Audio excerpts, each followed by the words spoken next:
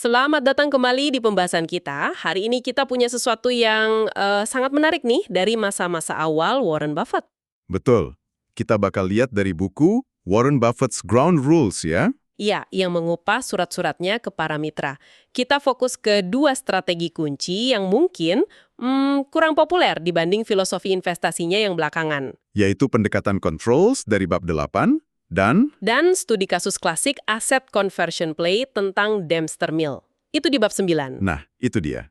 Jadi mungkin buat Anda yang baru dengar, apa sih maksudnya control sama Asset Conversion Play ini? Oke, jadi controls itu bukan sekedar beli saham biasa ya.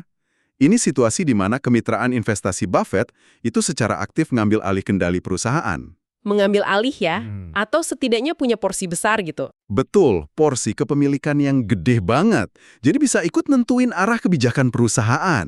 Nah, kalau asset conversion play, Yang Dempster Mill ya? iya yang Dempster Mill, itu strategi jitu.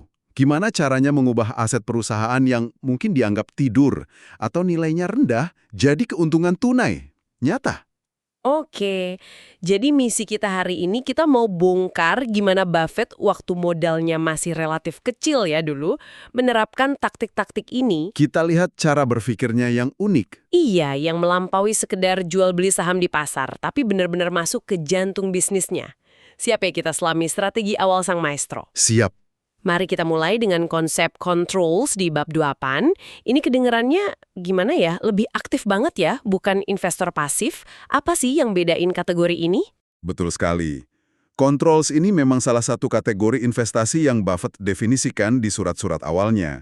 Kita bisa lihat itu di korespondensinya tahun 60-an awal. Yang menarik, posisi controls ini seringnya nggak dimulai dengan niat langsung mau ngambil alih loh. Oh ya, jadi gimana awalnya? Kadang itu berawal dari kategori lain, namanya generals. Itu saham-saham yang menurut Buffett, ya simpelnya, harganya kemurahan di pasar, undervalued. Oke, Kayak yang dia singgung di surat tahun 1964. Kalau dia udah beli saham murah, tapi harganya nggak naik-naik sesuai harapan, dia nggak nyerah gitu aja. terus? Dia beli lagi. Bisa jadi. Dia bisa terus beli, kumpulin kepemilikan, sampai akhirnya dia punya suara yang signifikan. Atau bahkan kontrol mayoritas. Jadi ini semacam evolusi strategi kita. Jadi ini bukan sesuatu yang instan ya. Buffett sendiri kan bilang kalau operasi controls ini bisa makan waktu bertahun-tahun. Kenapa sih lama banget? Apa aja yang terjadi di prosesnya? Tepat. Prosesnya panjang karena beberapa hal. Pertama, ngumpulin saham dalam jumlah besar tanpa bikin harganya melonjak drastis, itu kan butuh sabar. Iya, butuh waktu ya. Butuh waktu. Bisa bulanan bahkan tahunan. Kedua, setelah kontrolnya dapat, kerjaan sebenarnya baru mulai. Maksudnya? Ya, bisa jadi ganti manajemen kalau yang lama dianggap nggak becus. Atau mengarahkan lagi penggunaan modal perusahaan biar lebih produktif. Atau bahkan sampai jual perusahaannya. Bisa juga mengatur penjualan seluruh perusahaan atau merger. Semua langkah ini kan butuh perencanaan, negosiasi, eksekusi yang hati-hati. Ini beneran main jangka panjang, bukan sekedar transaksi beli jual saham. Gimana cara Buffett nilai perusahaannya? Di situasi controls ini apa sama aja kayak nilai saham biasa? Nah, ini bedanya terasa banyak. Kalau udah controls, Buffett, seperti yang dia bilang di surat akhir 1966, fokusnya ke dua hal utama. Kekuatan pendapatan, yang dulu dan yang akan datang, sama nilai aset real perusahaan. Aset real ya, bukan cuma angka di buku. Betul. Khusus buat bisnis yang dia kendalikan, karena dia bisa ikut campur soal nasib aset itu dan mikirin soal pajak juga, dia sering kasih bobot lebih besar ke nilai aset dibanding valuasi bisnis biasa. Dia perlu tahu nilai intrinsik sebenarnya, bukan sekedar apa kata pasar. Dan valuasinya harus hati-hati ya. Harus konservatif dan adil. Kan ini nanti ngaruh ke perhitungan buat mitra dia yang baru masuk atau yang keluar. Jadi pertanyaan utamanya bukan lagi harga sahamnya bakal naik nggak, tapi lebih ke ini bisnis nilainya berapa sih sebenarnya, aset sama pendapatannya, terus gimana kita bisa maksimalkan sebagai pemilik. Beda banget ya pola pikirnya. Persis. Dan kita lihat contohnya di kasus Sanborn Map Company di bab 8. Sanborn Map, oke. Itu gimana ceritanya? Sanborn ini punya dua bisnis, bikin peta asuransi yang kinerjanya lagi turun, sama portofolio investasi sekuritas yang nilainya gede tapi agak tersembunyi di neraca. Tersembunyi gimana? Ya, nggak terlalu kelihatan nilainya kalau cuma lihat laporan keuangan sekilas. Nah, Buffett meskipun nggak punya mayoritas penuh, dia kumpulin saham cukup banyak buat maksa manajemen misahin portofolio investasi itu dari bisnis petanya. Oh, dipisah gitu?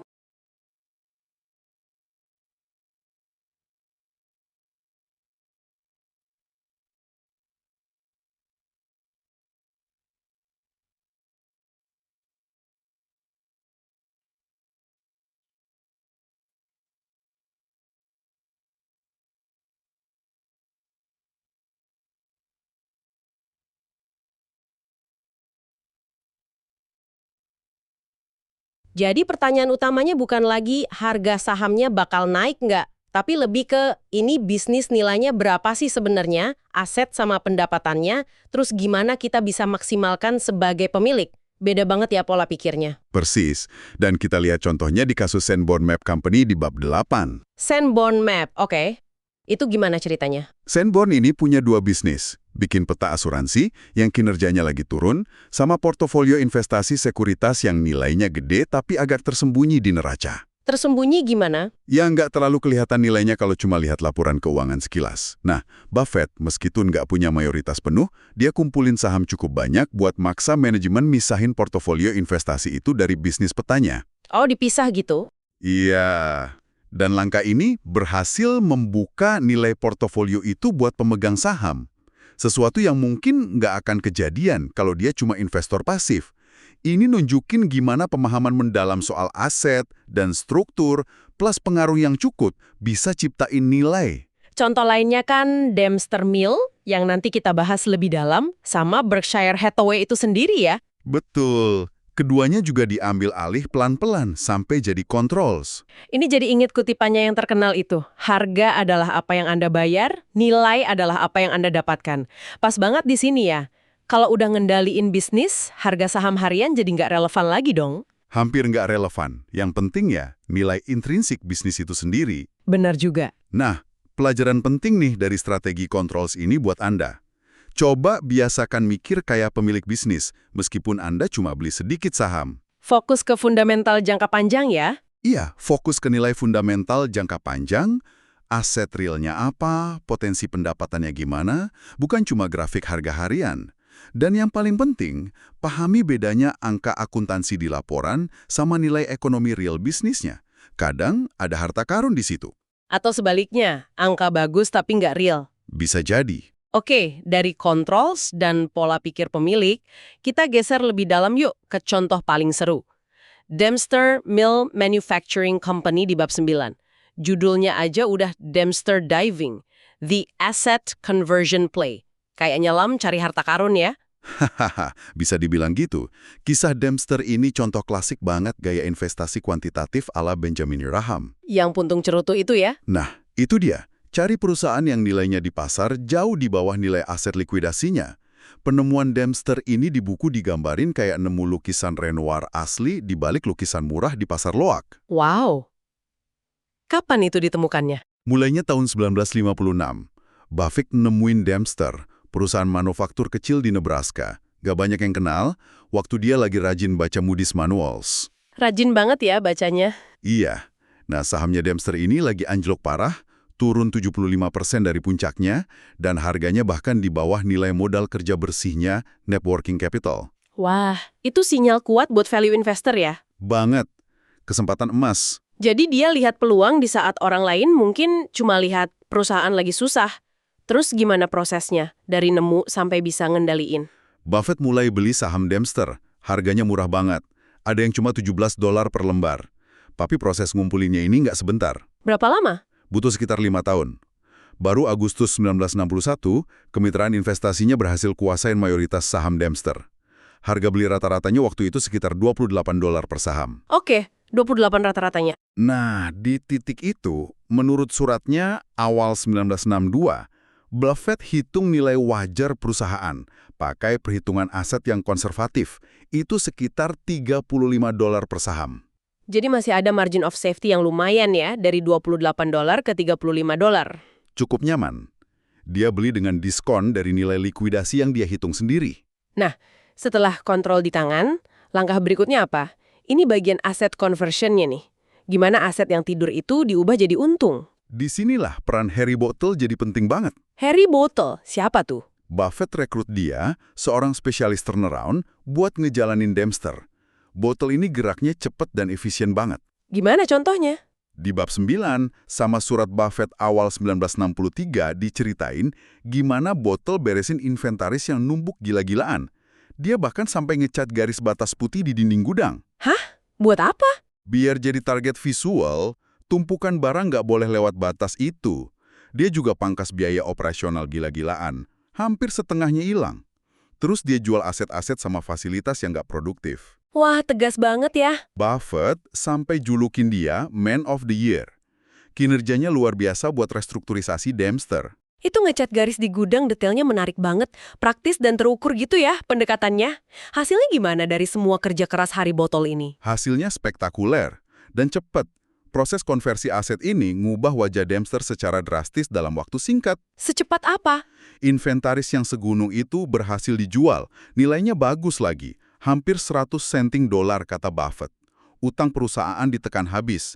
Hasilnya, Dempster yang tadinya megap-megap modal kerja jadi kebanjiran kas. Wow. Dan kas itu dipakai buat bangun portofolio investasi sekuritas dari hasil jual aset operasionalnya sendiri. Valuasi Dempster di mata Buffett loncat tinggi banget.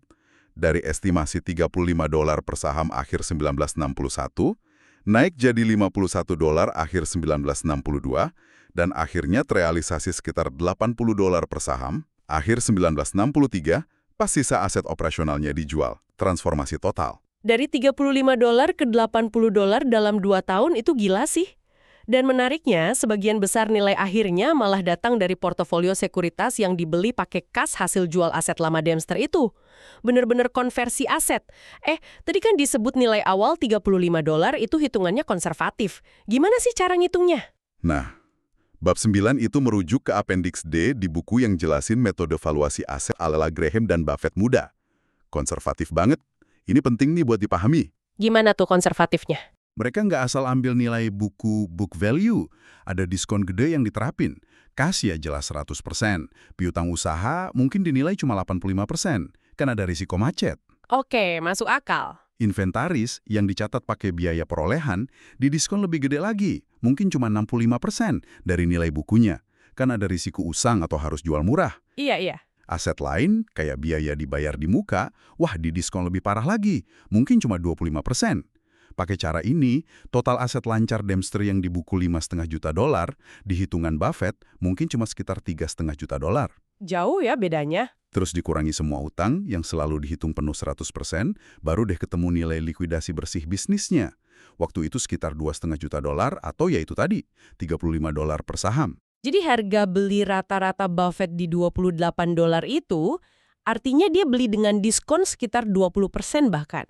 Dari nilai likuidasi yang udah dihitung super hati-hati dan pesimis gitu ya. Ini beneran penerapan prinsip margin of safety yang ketat banget.